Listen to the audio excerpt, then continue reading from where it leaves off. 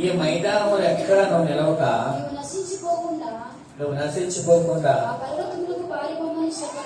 ఆ పర్వతములకు పారిపోమని చెప్పగా అలా అలా కాదు, నా ప్రాణము రక్షించడం వల్ల నీవు నా ఎడల కనపరిచిన నీ కృపను కనపరిస్థితివి. నేను ఆ పర్వతములకు తప్పించుకుని పోలేను. ఈ కీడు నాకు సంభవించి చచ్చిపోవదనేమో. ఇదిగో పారిపోవుటకు ఈ ఊరు సమీపంలో ఉన్నది, అది చిన్నది. నన్ను అక్కడికి తప్పించుకుని పోను, అది చిన్నది. అక్కడ నేను తప్పించుకొని పోతాను అని. ఇక్కడ లోతు గురించి మీకు లోతు భార్య గురించి మనము చూడండి, లోతు గురించి నేర్చుకున్నాం. లోతు భార్య గురించి కూడా మనము నేర్చుకుంటూ ఉన్నాం. అందరూ చూడండి, లోతు భార్య సొదొమ గొమొర్రా పట్టణాలు భయంకరమైన ఎలా ఉన్నాయి, భయంకరమైన ఘోరమైన పాపంలో ఉన్నాయని దేవుడు వాటిని నాశనం చేస్తా ఉన్నాడు. అబ్రహాము యొక్క చూడండి, అందరూ కూడా అబ్రహాము యొక్క ప్రార్థనను బట్టి లోతు కుటుంబాన్ని దేవుడు కాపాడాలనుకున్నాడు. కాపాడాలనుకున్నప్పుడు వాళ్ళకి చెప్పాడు, నేను ఈ పట్టణం నాశనం చేస్తాను, మీరు బయటికి వెళ్ళిపోండి అని చెప్పినప్పుడు వాళ్ళు వెళ్ళినప్పుడు దోతలు వచ్చి ఏం చేశారంటే ఆ లోతు భార్యను వాళ్ళ పిల్లల్ని బయటికి లాగి మైదానంలో ఉంచారు. అంటే బయటకు తీసుకొచ్చారు, ఊరు బయటికి తీసుకొచ్చి అక్కడ ఉంచి ఏం చెప్తున్నారంటే, మీరు ఆ పర్వతమునకు పారిపోము. ఏం చెప్పాడండి? పర్వతమునకు పారిపోము. ఎక్కడికి వెళ్ళాలి? ప్రాణాలు రక్షింపబడాలి అంటే కనుక నాశన కోపంలోంచి చూడండి, నాశన కోపంలో నుంచి బయటపడాలి అంటే వాళ్ళకి దేవుడు ఏం చెప్పాడంటే పర్వతమునకు పారిపోవాలి. ఎక్కడ పారిపోవాలి అండి? ఆ రెండు పట్టణాలు సొదొమ గొమొర్రా పట్టణాలు భయంకరమైన పాపములో ఉన్నాయి. దేవునికి కోపం వచ్చేంతగా పాపములో ఉన్నాయి. అందుకే దేవుడు ఏమంటున్నాడంటే ఆ రెండు పట్టణాలను నేను నాశనం చేస్తాను అన్నాడు. ఆ రెండు పట్టణాలు ఎవరున్నారు? లోతు యొక్క కుటుంబము నివసిస్తా ఉంది. అందుకని అబ్రహాము ప్రార్థనను బట్టి లోతు కుటుంబాన్ని దేవుడు కాపాడాలని అనుకున్నాడు.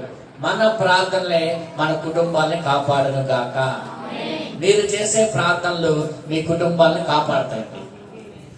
నాశనం అవ్వకుండా అబ్రహాము ప్రార్థన బట్టి లోతును కుటుంబాన్ని దేవుడు రక్షించాలని నిర్ణయించుకున్నాడు. కానీ వీళ్ళు ఏం చేస్తున్నారు ఏమండి? వెళ్ళడానికి వాళ్ళకి మనసు రావట్లా.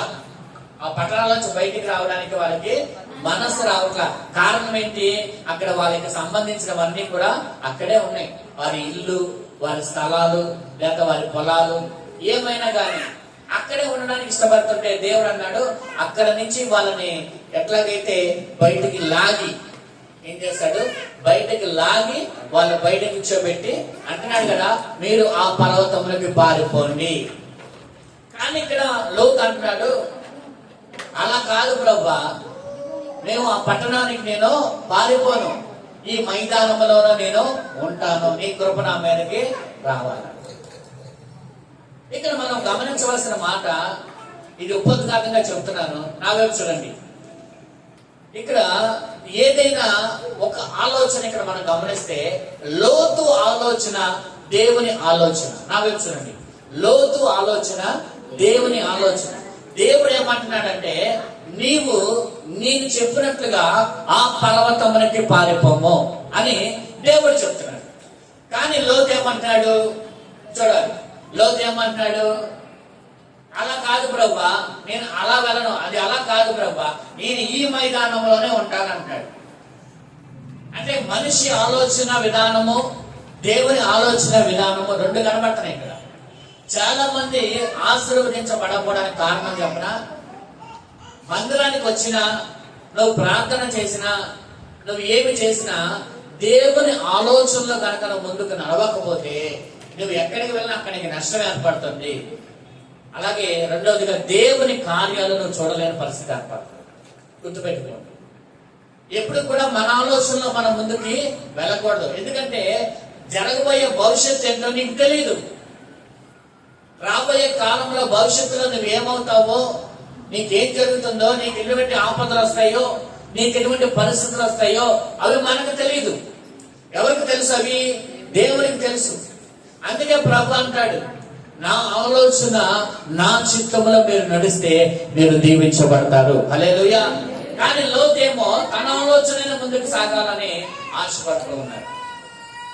అందుకే అక్కడ జరిగిన నష్టం ఏంటంటే, లోతు భార్య సంబంధం మారిపోయింది. ఫ్యామిలీగా ఏమైపోయిందంటే శపితమైన ఫ్యామిలీగా మారిపోవడానికి కారణమైంది. గుర్తుపెట్టుకోండి, ఎప్పుడు కూడా దేవుని బిడ్డలారా, మీ ఆలోచనలు వద్దు, మీ ఆలోచనలు, మీ ఇష్టాలు వద్దు. మీ ఆలోచనలు వద్దు. ఎవరి ఆలోచన కావాలి? దేవుని. ఇక్కడ ఒక మాట చెప్పాడు, ఏంటంట? పర్వతమునకు పారిపోవాలి. ఎక్కడ పారిపోవాలి చెప్పండి? పర్వతము అనగా ఆత్మీయ శిఖరానికి సాదృశ్యం. చూడండి, అందరు తలల పైకెత్తండి. పర్వతము అనుభవము అనేది భక్తి యొక్క శిఖరమునకు సాదృశ్యం. అంటే ఆత్మీయ అభివృద్ధికి, ఆత్మీయ శిఖరానికి వెళ్ళడానికి సాదృశ్యమే పర్వతము. దావీదు అంటాడు, అయ్యా ప్రభా, నేను ఎక్కలేనంత ఎత్తైన కొండకి నన్ను, కొండల తట్టు నా కళ్ళు ఎత్తుచున్నాను, నాకు సహాయము. ఆలోచన చేయండి, పర్వతపు యొక్క అనుభవం అనేది చాలా శ్రేష్టమైనదిగా బైబిల్లో మనకు కనబడతా ఉంది. పర్వతం యొక్క అనుభవము అనేది ఆత్మీయ ఉన్నతమైన స్థాయికి సాదృశ్యం. చూడండి, ఈ భక్తిలో కింద స్థాయి భక్తి ఉంది. నాకు చూడండి, ఒకటి శక్తి కలిగిన భక్తి ఉంది, నామకార్థ భక్తి ఉంది. నా వైపు చూడండి, నామకార్థ భక్తి ఉంది, శక్తి కలిగిన భక్తి ఉంది. నామకార్థ భక్తి అంటే పేరుకి క్రైస్తవులు, కానీ వాళ్ళ భక్తులు ఏముండదంటే శక్తి లేని భక్తి. రెండవది శక్తి కలిగిన భక్తి. చాలా మన చివరిలోకి వచ్చేసరికి ప్రభు ఏమంటున్నాడు తిమోతి పత్రికలో, పౌలు, అంత్య దినములలో పేరుకు మాత్రమే వారి భక్తులు ఏముండదంట, శక్తి వారికి కనపడదు. మనం చదువుకున్నాం, మనం కూడా ఈ మాటలు చూడండి. తిమోతికి రాసిన 2వ తిమోతికి రాసిన పత్రిక చదవండి.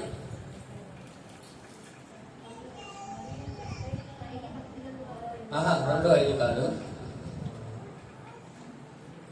తిమోతికి రాసిన 2వ పత్రిక 3వ అధ్యాయము 5వ వచనం చదవండి. పైకి భక్తి గల వారే ఉండి చూడండి, పైకి భక్తి గలవారే. నా వైపు చూడండి, నా వైపు చూడండి, అందరూ కూడా పైకి భక్తి గలవారే ఉంటారు, కానీ భక్తి యొక్క శక్తిని ఆశ్రయించిన వారు. ఇప్పుడు మనం భక్తి చేస్తున్నామంటే ఆ భక్తిలో దేవుని శక్తి కనపడాలి, దేవుని కార్యాలను చూడగలగాలి. నీ భక్తిలో అంటే శక్తి లేని భక్తి, పైకి మాత్రమే భక్తి, నామకార్థం మాత్రమే. అలాంటి భక్తి వలన ప్రయోజనం ఏమీ కూడా లేదు. మనం చేసే భక్తులు ఏముండాలంటే దేవుని శక్తి ఉండాలి. అందుకే యోగ గ్రంథంలో ఏముంది? నీ భక్తి నీకు ధైర్యం పుట్టించదా. నిజంగా నీది శక్తి కలిగిన భక్తి అయితే నీ శ్రమల్లో, నీ ఇబ్బందుల్లో నీ భక్తే నీకు ధైర్యాన్ని పుట్టించాలి. ఎందుకంటే నువ్వు ఆరాధించే దేవుడు నిన్ను ఎప్పుడు కూడా అనాథుడిగా విడిచిపెట్టాడు. గట్టిగా దేవుని స్తోత్రం చెప్పండి. ఆయన వైపు చూసిన వారు ఈ బైబిల్ గ్రంథంలో ఎంతో మంది ఉన్నారు. ఆయన వైపు చూసిన వారు సిగ్గుపడిన సందర్భం ఏదైనా ఒకటి చెప్పండి నాకు. ఎందుకు నీ పరిస్థితులు గందరగోళ పరిస్థితులుగా మారిపోతున్నాయంటే నీ ఆలోచనలో నువ్వు నడవబట్టే కదా. దేవుని వైపు చూస్తూ చూడండి, దేవుని వైపు చూస్తూ దేవుని ఆలోచనలో, దేవుని చిత్తంలో నడుస్తూ ముందుకు వెళ్ళిన వారి జీవితాలు దేవుడు ఎలా పిల్లంటే మొదట చిన్నగా ఉన్నాను, ఆరంభము చిన్నగా ఉన్నాను, ముగింపు ఘనంగా దేవుడు జరిగించాడు. హల్లెలూయా. ఆరంభం అనేది నేను చిన్నగా ఉన్నాను. చూడండి, దేవుని ఆలోచనలో, దేవుని యొక్క చిత్తంలో నువ్వు గనక నడిస్తే దేవుడు ఘనమైన ముగింపు దేవుడు నీకు ఇవ్వబోతాడు. హల్లెలూయా. దేవుడు గొప్పగా నేను దీవిస్తాడు. ఇప్పుడు చూడండి, ఈ బైబిల్లో ఎంతో మంది భక్తులు మనకు కనబడతా ఉన్నారు కదా. దేవుని మీద ఆధారపడిన వాళ్ళు, చూడండి, దేవుని ఆలోచనలో నడిచిన వారు నష్టపోయినట్లు ఎక్కడైనా ఉంటే వాడు చెప్పండి. లేదు కదా? చెప్పండి. నాకు తెలియదని మాత్రం చెప్పండి. ఉందా లేదా? లేదు కదా ఎవరు? మరి మన జీవితాలు ఎందుకు వైఫల్యాలు, ఎందుకు నష్టాలు, ఎందుకు వ్యతిరేకమైన పరిస్థితులు ఎదురవుతా ఉన్నాయి అంటే ఒక ఆలోచన చేయాలి. నువ్వు ఈరోజు నేను దేవుని ఆలోచనలో నడవకుండా నా ఆలోచనలో నడుస్తున్నానేమో, నా ఇష్ట ప్రకారం నేను నడుస్తున్నానేమో. దేవుడు ఎప్పుడు నిన్ను ఆశీర్వదిస్తాడంటే ఆయన ఆలోచనలో నువ్వు నడిచినప్పుడు. ఇక్కడ దేవుడు ఏం చెప్తున్నాడు లోతుకి, అయ్యా ఇది నాశనం అయిపోతుంది పట్టణం, నువ్వు ఆ పర్వతంలోకి వెళ్ళిపో అంటే, అలా కాదు ప్రభు, అలా కాదు, నేను ఈ మైదానంలోనే ఉంటాను అంటాడు. చాలా మంది ఏమంటారంటే ప్రభు చెప్తున్నాడు, అయ్యా నువ్వు నా చిత్తంలో నడువు. అమ్మా చూడండి, అది వెళ్ళకొచ్చి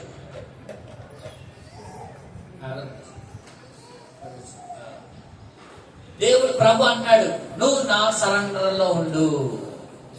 ఏమంటున్నాడు దేవుడు? అమ్మా చూడండి, నా వైపు ప్రభు ఏమన్నాడు ఒకసారి చూడాలి. నా సరెండర్లో ఉండాలి, నా స్వాధీనంలో ఉండాలి. నా వైపు చూడండి. ఒక తండ్రి ఒక కుమారుడు వెళ్తా ఉన్నాడు. తండ్రి కుమారుడు చేయి పట్టుకొని ఉన్నాడు. చూడండి, ఒక అడవిలో వెళ్తా ఉన్నారు ఇద్దరు. తండ్రి కుమారుడు చేయి పట్టుకొని వెళ్తా ఉన్నాడు. అలా వెళ్తా ఉన్నప్పుడు కొంత దూరం వెళ్ళిన తర్వాత కుమారుడు అన్నాడు, వాళ్ళ తండ్రి చేయి విదిలించేసుకున్నాడు. అయినా సరే తండ్రి గట్టిగా పట్టుకున్నాడు. రెండోసారి విదిలించేశాడు. మరలా తండ్రి గట్టిగా పడు. మూడోసారి విదిలించేసుకొని తండ్రి కంటే వేగంగా కుమారుడు వెళ్ళిపోయాడు ముందు. ఆ ఎదురుగా అరణ్యంలో ఒక దుష్ట మృగం వచ్చేసి అక్కడ ఆల్రెడీ పొంచి ఉంది. అది వచ్చేసి తన కుమారుని పట్టేసుకో. ఇప్పుడు ఇలా నష్టపోవడానికి తండ్రి ఉన్న కొడుకు అలాగ దుష్ట మృగము బారిన పడడానికి కారణం ఎవరు చెప్పండి? ఒకసారి చెప్పండి. అవునా? అదే తండ్రి యొక్క అండర్లో ఉంటే, తండ్రి యొక్క స్వాధీనంలో ఉంటే, తండ్రి యొక్క చేతిలో కుమారుడు ఉన్నంత వరకు తన తండ్రి ప్రాణం అడ్డేసైనా కాపాడతాడు ఆ కుమారుడిని. ఎందుకు ఆ కుమారుడు పరిస్థితి అట్లాగా అయిపోయింది? ఎందుకు ఆ దుష్టమృగం పాలన పడడానికి కారణమైందంటే తన తండ్రి చేతిని విడిచిపెట్టి మరి తన తండ్రి అండర్లోంచి, తండ్రి యొక్క ఆ స్వాధీనంలోంచి ఆ బిడ్డ ముందుకు వెళ్ళిపోయాడంట. చాలా మంది ఇలాగే వెళ్ళిపోతా ఉన్నారండి. చాలా మంది ఇలాగే ముందుకు వెళ్ళిపోతున్నారు. నా ఆలోచన, నా ఇష్టము, నేను వెళ్తాను, నువ్వు అలాగే వెళ్తాను అని చాలా మంది వెళ్ళిపోతూ ఉన్నారు. ఈరోజు నువ్వు వెళ్ళే దారిలో ఏం జరుగుతుందో నీకు తెలుసా? నువ్వు వెళ్ళే మార్గంలో ఏమేమి పొంచి ఉన్నావు నీకు తెలుసా? నువ్వు వెళ్ళే మార్గంలో ఎలాంటి శత్రువులు ఉన్నారు నీకు తెలుసా? సాతాను మిమ్మల్ని ఎలా నాశనం చేయడానికి ప్లానింగ్లు వేస్తున్నాడు మీకు తెలుసా? ఇవన్నీ మీకు తెలియదు. కానీ మీ ఆలోచన ప్రకారం మీరు ముందుకు వెళ్ళిపోతూ ఉన్నారు. కానీ ప్రభు చెప్తూ ఉన్నాడు, నా ఆలోచనలో నువ్వు ఉంటే నా తలంపులు నీ పక్షముగా గొప్పగానే ఉంటాయి. గొప్ప ఆలోచనలు నీ పక్షంగా నేను కలిగి ఉన్నాను, గొప్ప తలంపులు కలిగి ఉన్నాను, గొప్పగా నేను నిలబెట్టబోతున్నాను అని దేవుడు మాట్లాడుతూ ఉన్నాడు. ఆలోచన చేయండి ఒకసారి. మనం ఎవరి స్వాధీనంలో ఉంటే దీవించబడతాం? దేవునికి మహిమ కలుగును గాక. అంటే దేవుని స్వాధీనంలో ఉన్నప్పుడు మన ఆలోచన, అసలు మన ఆలోచన మన ఇష్టం చేయడానికి వీలు లేదంట. కారణం ఏంటి? మనం ఎవరి సొత్తు? ఏమన్నాడు పౌలు? మనము ఆయన విమోచన క్రయధనము పెట్టి మనల్ని ఏం చేశాడు? ఆయన చెప్పండి అండి, కొన్నాడు మనల్ని. ఎవరి దగ్గర నుంచి? సాతాను యొక్క స్వాధీనములో ఉన్న మనల్ని ప్రభు తన రక్తం అంతా ధారపోసి మనల్ని కొనుక్కున్నాడు. ఆయన కొనుక్కున్న వారికి హక్కు ఉంటుందా? కొనబడిన వ్యక్తికి హక్కు ఉంటుందా? ఉంటుందా? ఏదైనా అవునా కదా? ఎవరైనా పాత కాలంలో చూడండి, కొనుక్కునేవాళ్ళు దాసులు ఏం చేసేవాళ్ళు అంటే కొనుక్కున్న వాళ్ళు ఇంట్లో పనులు చేయడానికి. ఇంకా వాళ్ళ ఇష్టమే, వాళ్ళ యజమానులు ఏం చేస్తే అదే. ఇప్పుడైనా చూడండి, వీసా తీసుకొని అప్పుడు చాలా మంది ఎక్కడికి వెళ్తున్నారు, ఫార్మ్ వెళ్తున్నారు. కొంతమంది మోసం చేసి అడవిలో ఒంటెల దగ్గర కాపురాలు పెడుతున్నారు. వీళ్ళకేం తెలియకుండా వెళ్ళిపోతారు. అక్కడికి వెళ్తే డబ్బులు సంపాదించుకోవచ్చని. అక్కడికి వెళ్ళిపోయిన తర్వాత అడవిలో ఒంటెలు కాపెడతా ఉంటారు, ఎడారిలో.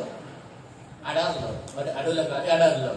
ఇప్పుడు వాళ్ళు ఉన్నారు, వాళ్ళ చేతిలో వీళ్ళు ఉన్నట్టే. ఇక వాళ్ళు ఏం చేసినా కోపం వచ్చి చంపేసి ఆ ఎడారిలో పాతేసిన దిక్కుముక్కు లేదు. అలాగే మా ఫ్రెండ్ ఒక అతను, మీకు తెలిసే ఉంటుంది, వచ్చాడు, వెంకట్ అని, మనం వివాహం కూడా జరిగింది. అతను కూడా దుబాయ్ సంపాదిద్దామని అనుకొని ఆ ఏజెంట్ సరైన ఏజెంట్ కాకుండా వేరే ద్వారా వెళ్తే తీసుకెళ్లి ఆ ఎడారిలో 2 సంవత్సరాలు ఒంటెలు కాపించాడు. ఎడారిలో ఒంటెలు కాయటమే. ఇంకా బయట పక్కకి రాదు, భాష తెలియదు, బయటికి రావడానికి డబ్బులు ఉండవు, ఎలా వెళ్ళాలో తెలియదు. వాళ్ళ కోపం అంతే, చంపేసిన దిక్కు లేదు. అంటే చూడండి, బానిస దాసులు లాగా ఉంటారన్నమాట. అలా ఉండకుండా దేవుడు ఏం చేశాడంటే, ఇప్పుడు ఈ బల్ల తీసుకోవడానికి కారణం అదే, ఆయన మనల్ని రక్షించాడు. దేవుని స్తోత్రం చెప్పండి. తన రక్తం అనే విమోచన క్రయధనము మన కొరకు చెల్లించి యేసు ప్రభు మనల్ని తన బిడ్డలుగా చేసుకున్నాడు.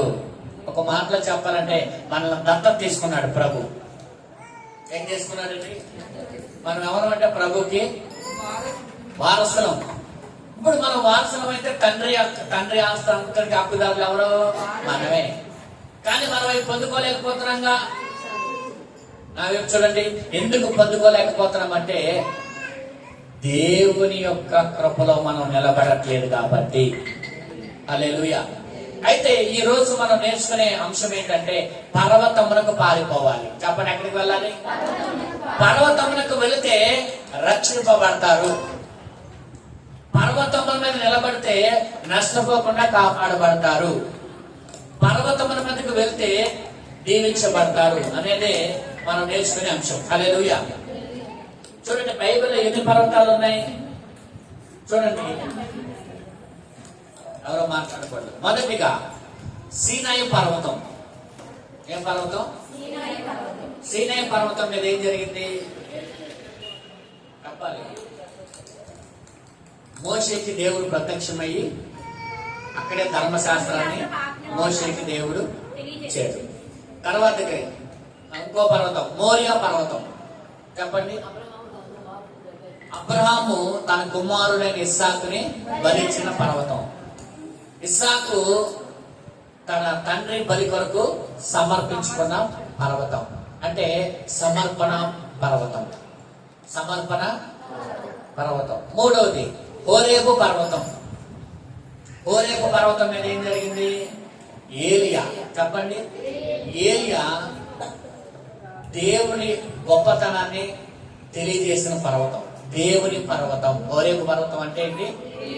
దేవుని పర్వతం. నాలుగవదిగా తాబోరు పర్వతం, అనగా రూపాంతర కొండ. చెప్పండి. ఇక్కడ యేసు ప్రభు రూపాంతరం చెందిన కొండ కాబట్టి రూపాంతర కొండ. తర్వాత కర్మేలు పర్వతం. చెప్పండి. కర్మేలు పర్వతం ఏం జరిగింది? కరువు తీర్చబడిన ప్రదేశం. వర్షం కోసం ఏం చేశారు? కర్మేలు పర్వతం మీద మోకాల మధ్యలో పెట్టి ఏరియా ప్రార్థన చేశాడు. హల్లెలూయా.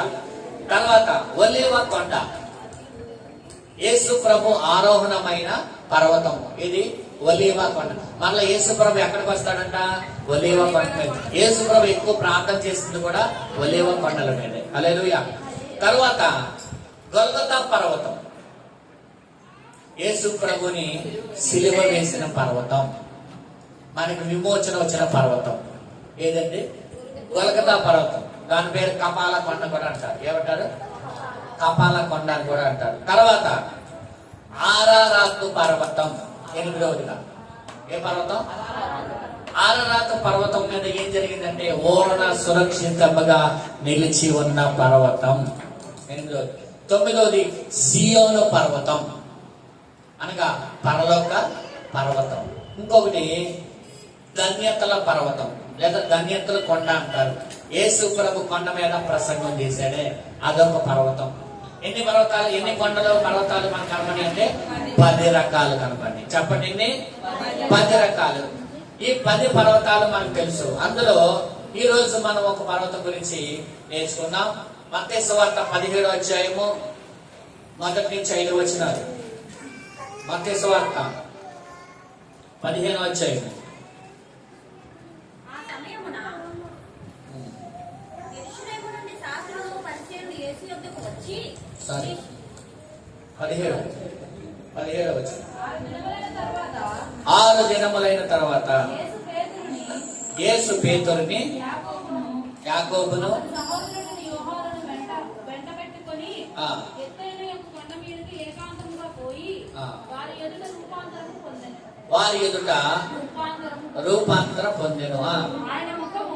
ఆయన ముఖము సూర్యుని వలె ప్రకాశించెను. సూర్యుని వలె ప్రకాశించెను. ప్రకాశించెను.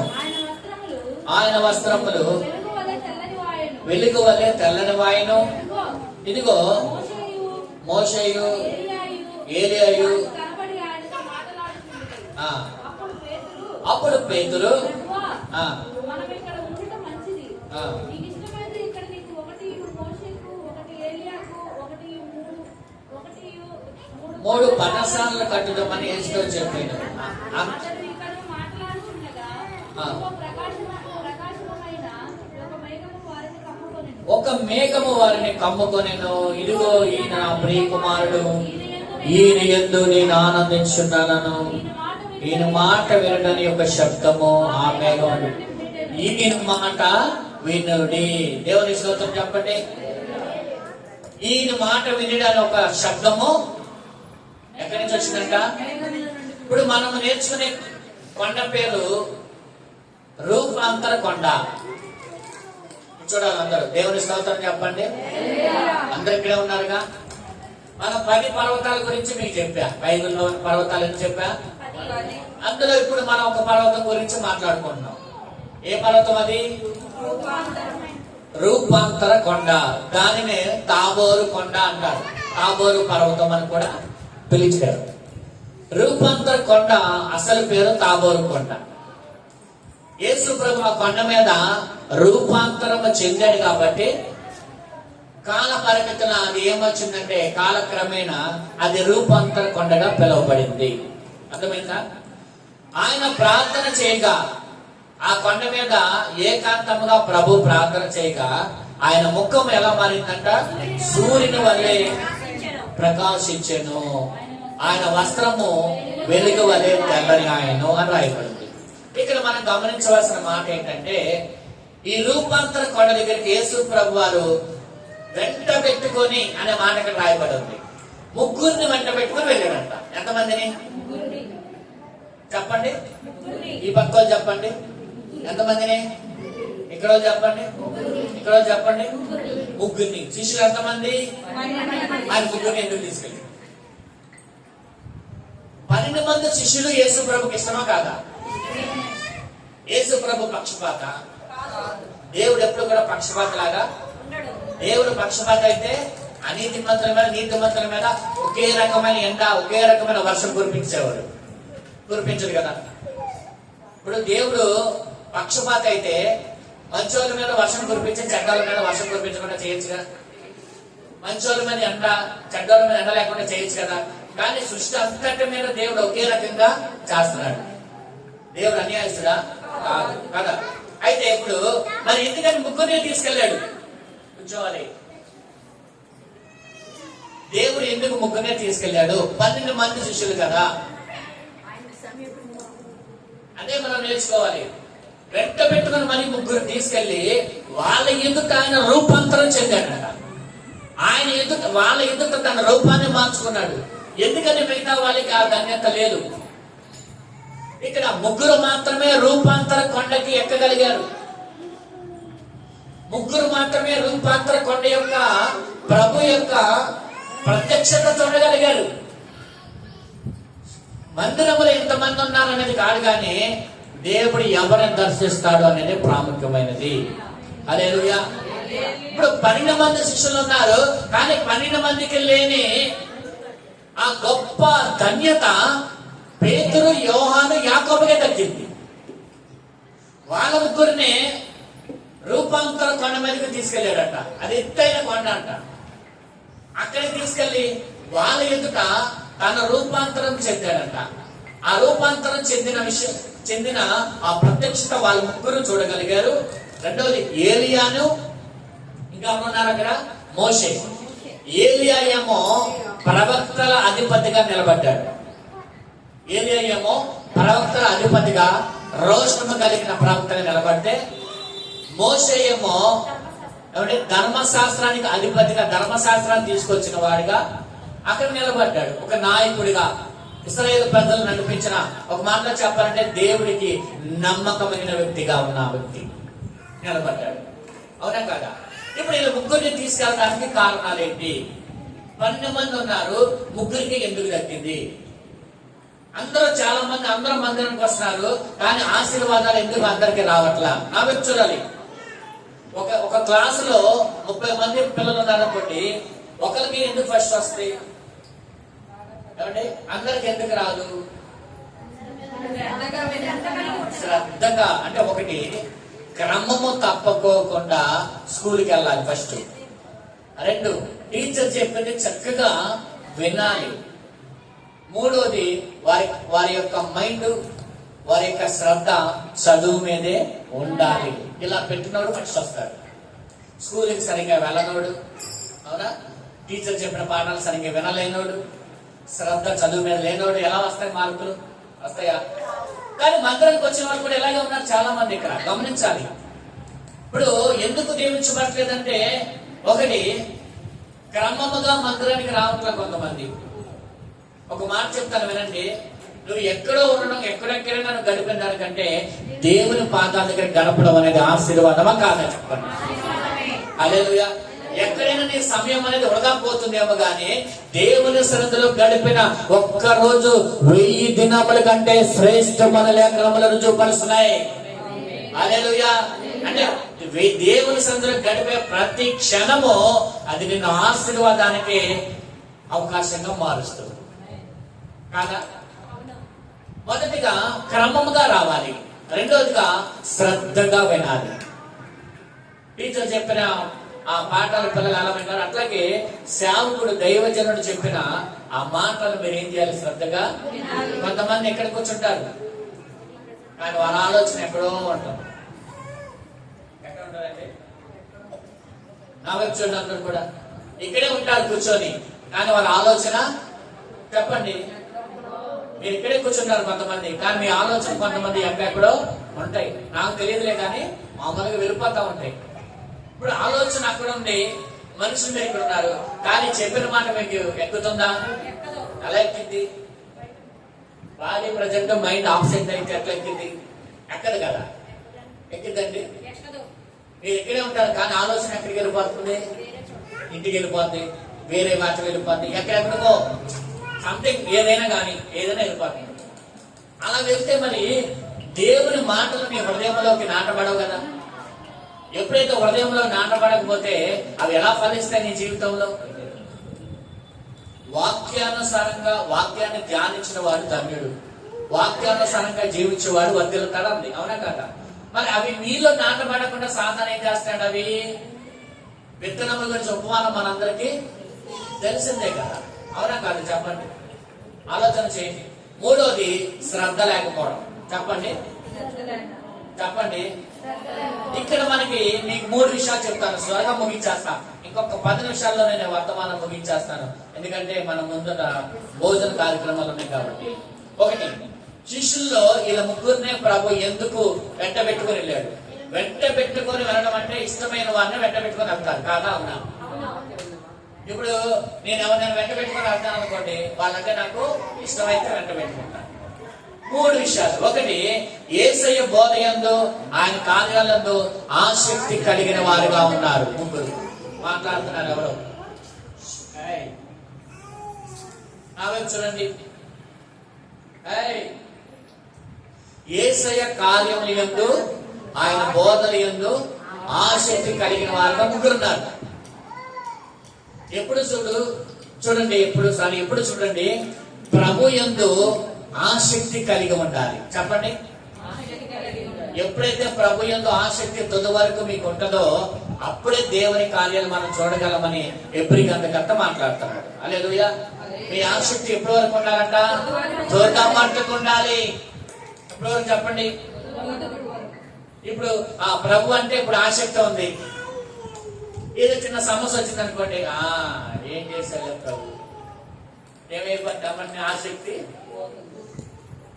మీలో ఆసక్తి పోయి ఏమవుతుంది తెలుసా? నిరాశ. చెప్పండి. నిరాశ మీలోకి ఎప్పుడైతే వస్తుందో ఇంకా మరి మీరు ఏమీ చేయలేరు. చెప్పండి. ఏం చేయలేదు? ఏం చేస్తారు? ఇంకా ప్రార్థన చేయడు, వాక్యం చదవడు, మందిరానికి రా. కానీ అక్కడ ప్రభు ఏమన్నాడు? మీ విశ్వాసము మీ ఓర్పు ద్వారాగా మీ నిరీక్షణ మీరు పరిపూర్ణము ద్వారాగా దేవుని వాగ్దానాలను స్వతంత్రించుకుంటారు. దేవునికి స్తోత్రం చెప్పండి. ఇది చూడండి, అందరు నా వైపు చూడండి. దేవుడు మీకు ఒక వాగ్దానం చేశాడు. వాగ్దానం అంటే ఏంటి చెప్పండి? వాగ్దానం అంటే ఏంటి? ప్రామిస్. ఇలా ప్రామిస్ చేశాడు దేవుడు, ఒక వాగ్దానం చేశాడు. ఆ వాగ్దానము ఆలస్యం అయ్యేసరికి మనలో వచ్చేది ఏంటో తెలుసా? నిరాశ. ఏమొస్తుంది? జరగకపోయేసరికి ఏమొస్తుంది? కానీ వాక్యం ఏమంటుంది? నువ్వు నిరాశ పడకుండా విశ్వాసము ద్వారాను ఓర్పు అంటే నమ్మకము ద్వారాను నువ్వు ఎదురు చూడటం వలన దేవుని కార్యాలు పొందుకోగలుగుతావు. దేవునికి స్తోత్రం చెప్పండి. హల్లెలూయా. ఎప్పుడైతే దేవుని మీద నీ నమ్మకం కోల్పోతావో, ఎప్పుడైతే దేవుని కార్యాల కొరకు ఓర్పుగా ఎదురు చూసే విషయంలో నువ్వు అలసిపోతావో అప్పుడు నీలో ఉన్న ఆసక్తి ఏమవుతుందంటే పోయి అనాసక్తి లేదా అవిశ్వాసము లేదా నిరాశ నీలో ఏలుబడి చేస్తా ఉంటుంది. సాతాను ఏం చేస్తాడు తెలుసా? ఏం చేశాడు నీకు? నీ మనసులో వచ్చే ఆలోచన చెప్తా వినండి. సాతాను ఏమంటాడు తెలుసా? ఏం చేశాడు? ప్రభు దగ్గరికి వెళ్ళావు, ప్రభు ప్రార్థన చేస్తున్నావు బాగా, ఏం చేశాడు నీకు అని సాతాను అంటే వాక్యం ఏమంటారు తెలుసా? విశ్వాసము ఓర్పు ఉంచు. దేవునికి స్తోత్రం చెప్పండి. ప్రభు నందు పడిన ప్రయాస వ్యర్థము కాదు.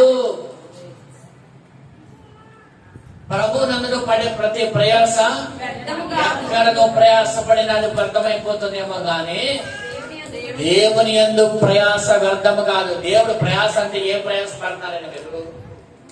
ఏం ప్రయాస పడుతున్నారు? మీరు ప్రార్థన చేయడం, వాక్యం చదవడం, ఇదేగా. దానిని కూడా దేవుడు ఏమంటాడు తెలుసా? ప్రయాస అంటున్నాడు. ప్రయాస అంటున్నాడండి. మీ ప్రార్థన, మీరు చేసే వాక్యము, మీరు వచ్చే మందిరానికి వచ్చే విధానం, ఇదంతా దేవుడు ఏమంటాడు తెలుసా? ప్రయాస. కానీ ప్రభు అంటాడు నీ ప్రయాస వ్యర్థము కాదు. సాతాను ఏమన్నాడు? ఏం జరిగింది? రోజులు వచ్చావు, ఏం జరిగింది? ఏ మార్పు వచ్చింది నీలో? ఏం ఆలోచన వచ్చింది? మనలో రెండు ఆలోచనలు పనిచేస్తాయి. ఒకటి సాతాను ఆలోచన పనిచేసింది, అలాగే ఒక పక్షంగా దేవుని ఆలోచన పనిచేసింది. కానీ నువ్వు గుర్తించాలి, దేవుని ఆలోచన నువ్వు ముందుకు వెళ్తే గొప్పగా దీవించబడతావు. హల్లెలూయా.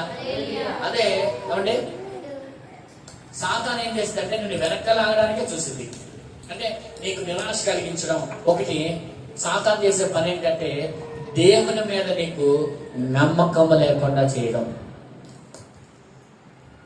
నీ భక్తి జీవితంలో దేవుని మీద నీకు నమ్మకం లేకపోతే నువ్వేం చేస్తావు? ఇంకా భక్తి అవునా కాదా? ఎప్పుడైతే నీలో నమ్మకం పోయిందో నువ్వు ప్రార్థనకి రావు, ప్రార్థన చేయవు, వాక్యం చదవు, అన్నీ వెనక్కి వెళ్ళిపోతాయి కాదా? అవునా?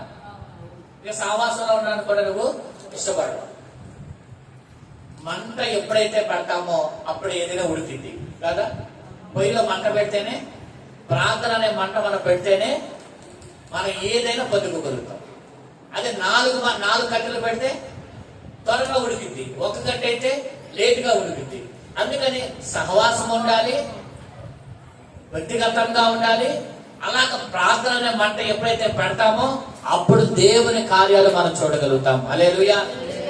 దేవుడు మన జీవితాల్లో కార్యం ఎప్పుడు చేయాలనేది అది మనకు తెలియదు, అది మన ఇష్టం కాదు. అది దేవుడే ప్రతిరోజు ప్రతి ఒక్కరికి ఒక రోజు దేవుడు నిర్ణయించాడు. ఉదాహరణకి కొన్ని విషయాలు చెప్తా వినండి. ఇక్కడే అబ్రహాముకి దేవుడు పిలిచాడు, నేను చెప్పినట్లు నువ్వు చేయంటే నీ దేశమును అలాగే నీ బంధువులను అన్నిటిని విడిచిపెట్టి నేను చెప్పినట్టు చేయమంటే అబ్రహాం వచ్చేసాడు, చేశాడు. అబ్రహామును దేవుడు దీవించాడు. కానీ అబ్రహాంకి ఏమోలా బిడ్డల్లో వాళ్ళు ఎప్పటికి ఇచ్చాడు బిడ్డల్ని అంటే ఎన్ని సంవత్సరాలు లేట్ చేశాడంటే 25 సంవత్సరాలు. నా వైపు చూడండి. అంటే కొన్ని త్వరగా ఇస్తాడు, కొన్ని ఏమో లేటుగా చేశాడు. అంటే ఒక భక్తుడి యొక్క జీవితంలో జరిగిన ఒక వ్యత్యాసాన్ని మనం నేర్చుకుంటున్నాం. ప్రభు చేసిన కార్యములు కొన్ని ఆశీర్వాదాలేమో త్వరగా ఇచ్చాడు, కొన్ని ఏమో లేటుగా ఇచ్చాడు. అర్థమైందా మీకు? దావీదుని అభిషేకించాడు, రాజుగా చేస్తానని. ఎన్ని సంవత్సరాలు చేశాడంట? దాదాపుగా ఎన్ని సంవత్సరాలు ఎక్కడ మనకి రాయబడలేదు. సుమారుగా ఒక 20 సంవత్సరాలు పట్టిందేమో. అవునా? 20 సంవత్సరాలు వేసుకుందాం. అంటే 20 సంవత్సరాలు పై మాట అవ్వచ్చు. కానీ వాగ్దానం చేశాడు చేస్తానని, కానీ వెంటనే చేశాడా? చేయలేదు. వెంటనే చేయలేదు కదా అని మనం దావీదు మనసు మార్చుకుంటే, అబ్రహాము ఆలోచన మార్చుకుంటే, అంటే నేను చెప్పే మాట ఏమిటంటే దేవుడు ఏదైతే చెప్పాడో అది ఖచ్చితంగా చేసి తీరుతాడు. హల్లెలూయా. హల్లెలూయా. దేవుడు ఏదైతే మీ పక్షంగా చేయాలనుకున్నాడో అది చేసి తీరుతాడు ఖచ్చితంగా. అయితే నువ్వు వేచి ఉండగలవా? దేవుడు అడుగుతా ఉన్నాడు. నువ్వు ఓర్పుగా ఉండగలవా? నువ్వు నమ్మకంగా ఉండగలవా? ఉంటే మరియతో మార్తాతో చెప్పినట్లుగా నువ్వు నమ్మితే దేవుని మహిమను చూస్తావు. గట్టిగా దేవుని స్తోత్రం. నమ్మితే దేవుని మహిమను. ఎప్పుడు చెప్పాడంటే ఆ మాట? లాజరు చనిపోయి సమాధిలో కుళ్ళిపోయిన తర్వాత చెప్తున్నాడు. ఇది మామూలు విషయం కాదని. ఒక వ్యక్తి చనిపోక ముందు బ్రతికిస్తాడంటే ఓకే, మరి చనిపోయిన తర్వాత వెంటనే బ్రతికించాడంటే ఓకే. అది కాదు ఇది కాదు. ఎప్పుడు బ్రతికించాడు? ఎప్పుడన్నా మాట తెలుసా? లాజరు చనిపోయాడు, 3 రోజులు అయిపోయింది, సమాధిలో వాసన వచ్చేస్తుందంట బాడీ. వాళ్ళక్క యేసుప్రభు వచ్చి ఎక్కడున్నాడు లాజరు చెప్పమ్మా అంటే వాళ్ళ అక్కలు అంటారు, ఎందుకయ్యా వాసన వచ్చేస్తున్నాడు మా తమ్ముడు, అక్కడికి వెళ్తే మీరు ఉండలేరు ప్రభా అంటున్నారు లెక్కలో. కానీ యేసుప్రభు ఏమన్నాడు తెలుసా అక్కడ? మరియా, ఇప్పుడైనా సరే నువ్వు నమ్మితే దేవుని మహిమను చూస్తావు. ఇది నమ్మడానికి దమ్ము కావాలి. దేవునికి స్తోత్రం చెప్పండి. ఎందుకో తెలుసా? అది నమ్మలేదు కాబట్టి. ఎందుకు ఆ మాట అన్నా తెలుసా? అనారోగ్యంతో ఉన్నప్పుడు ప్రార్థన చేస్తే యేసు ప్రభు వస్తే బ్రతికిస్తాడని నమ్మొచ్చు. చనిపోయిన వెంటనే ప్రభు వచ్చాడు చేసాడు బ్రతికించాడని నమ్మొచ్చు. ఇక బ్రతికించడానికి అవకాశం అయితే సమాధి కూడా చేయబడిన తర్వాత బాడీ ఏమైపోతుంది? వాసన వస్తుంది. కుళ్ళిపోతున్నాడు 3 రోజులు అంటే శవం వాసన రాదా? బాడీ చనిపోయిన మనిషి వాసన కూడా వస్తున్న మనిషి ఎలా బ్రతుకుతాడండి? కానీ అని మన మనుషులందరూ కూడా ఆలోచన కలిగి ఉంటాం. కానీ దేవుడు అంటున్నాడు, మీకు అసాధ్యమేమో కానీ నాకు అసాధ్యమైనది ఏమీ లేదు. నువ్వు నమ్మితే దేవుని మహిమను చూస్తావు. ఈరోజు ప్రియ దేవుని ప్రజలారా, ఏ సమస్యతో మీరు ఉన్నారో, ఏ వ్యతిరేకమైన పరిస్థితులు మిమ్మల్ని వెంబడిస్తున్నాయో, ఏ చిక్కుల్లో మీరు ఉన్నారో, ఈ రోజు ప్రభు చెప్తూ ఉన్నాడు, నమ్మితే ఆయన మహిమను మీరు చూడగలుగుతారు. నమ్ముట నీ వలన అయితే, నమ్ముట నీ వలన అయితే అని ఎందుకన్నాడు? నమ్ముట నీ వల్ల అవుతుందా? అవుతే చేయడానికి ఆయన సిద్ధంగా ఉన్నాడు. నువ్వు నమ్మగలిగేంత విశ్వాసం నీకుంటే దేవుడి కార్యాన్ని చూడగలిగిన కన్నులు దేవుడు నీకు ఇచ్చునుగాక. నమ్మగలిగిన హృదయం నీకుంటే కార్యము చూడగలిగిన కన్నులు దేవుడు నీకు ఇస్తాడు. గట్టిగా దేవుని స్తోత్రం చెప్పండి. ఒకటి చెప్పా, ఆయన బోధల యందు చెప్పండి, ఆయన కార్యముల యందు ఆసక్తి కలిగి ఉన్నాడు. రెండోది, అందరికంటే ఏ విషయమైన ముందుగా స్పందించే మనస్తత్వం కలిగిన వాడు. చూడండి, పేతురు చూడండి, ఏది చెప్పినా ముందు రియాక్ట్ అయ్యేది ఎవరు చెప్పండి.